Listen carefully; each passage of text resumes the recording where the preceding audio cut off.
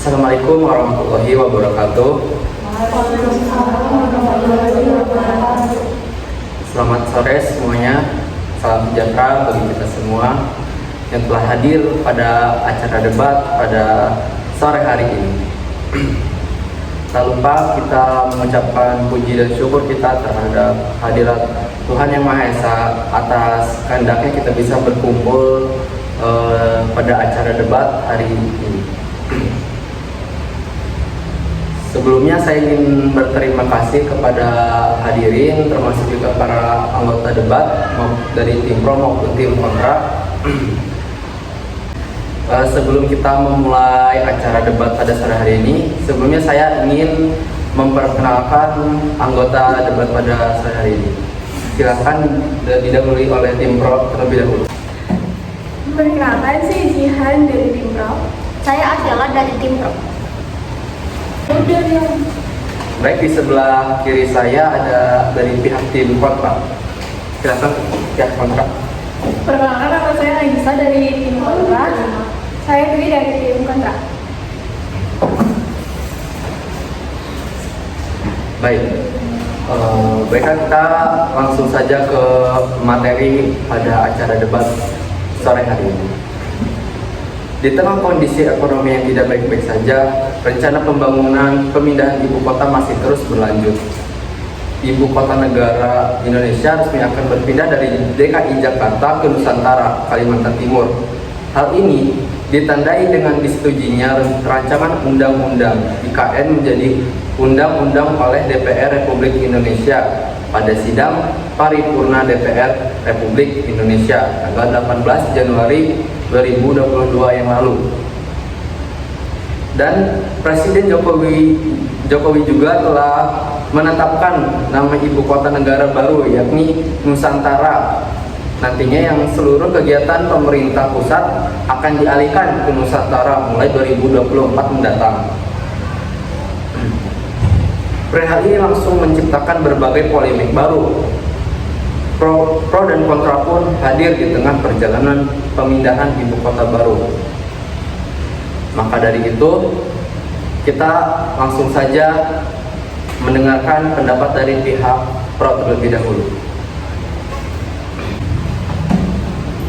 Pemindahan ibu kota negara dinilai mampu untuk mewujudkan pemerataan ekonomi, terutama masyarakat yang berada di luar Pulau Jawa.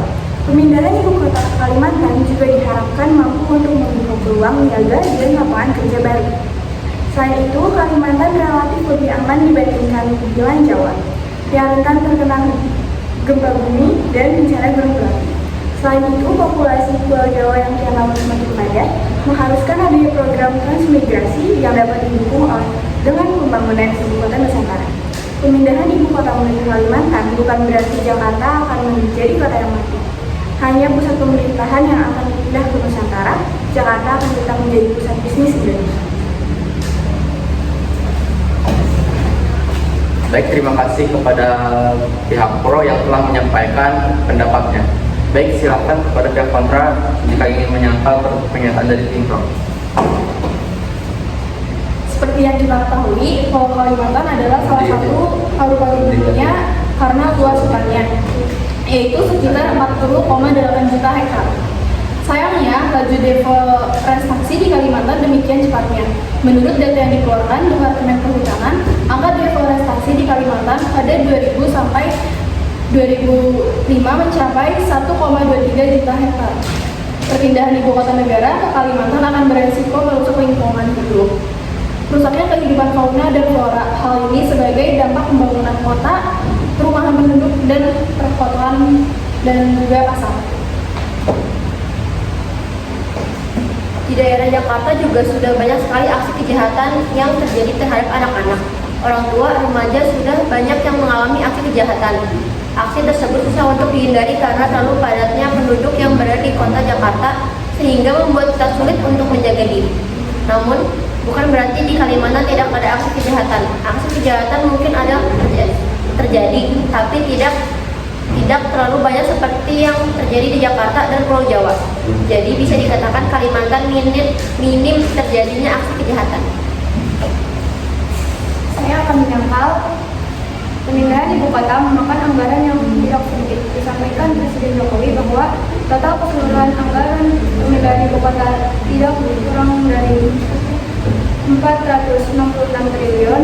Adapun skema pembiayaannya, besar anggaran ini berarti membangun di bidang lain harus rela tersisih demi ibu kota baru. Di bidang lingkungan, kebutuhan lahan untuk ibu kota baru pasti tidak sedikit. Lahan seluas 3.300 hektar yang sebagian besarnya hutan akan beralih sebagian kota menjadi hutan beton untuk ibu kota baru.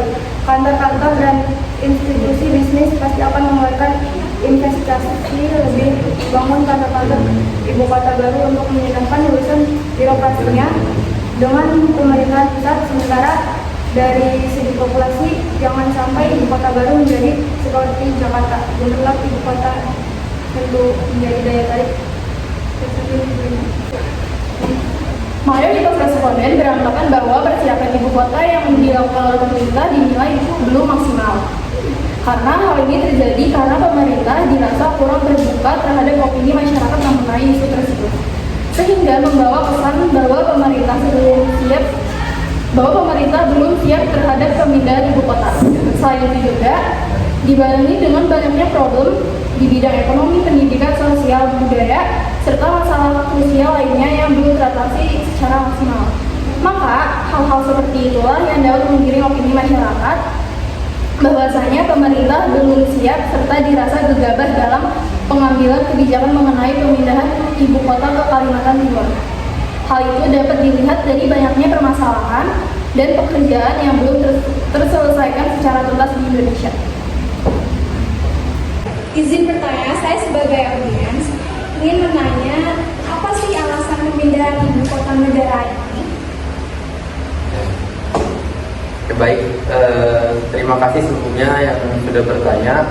Jadi pertanyaannya itu, apa sih alasannya pindah ibu kota dari Jakarta ke Kalimantan? Silakan pihak pro yang menjawab. Izinkan saya menjawab pertanyaannya. Yang pertama, ada populasi terlalu padat. Yang kedua, kontribusi ekonomi pada PDB.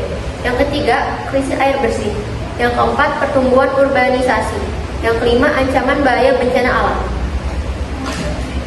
Izin bertanya kepada tim kontra, perpindahan ibu kota Inggris dari Winchester ke London sukses. Mengapa kita tidak bisa?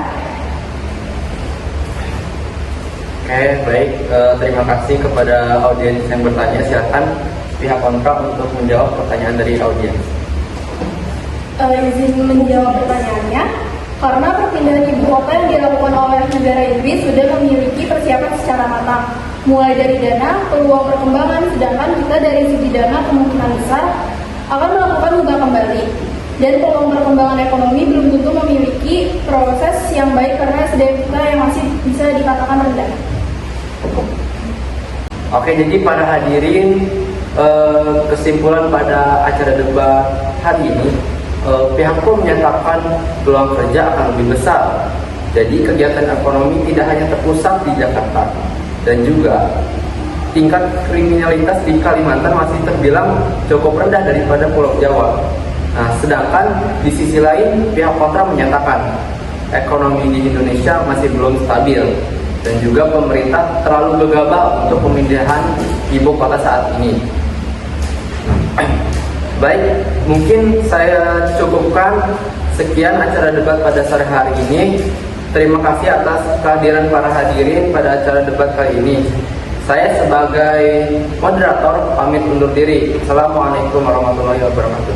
Waalaikumsalam warahmatullahi wabarakatuh.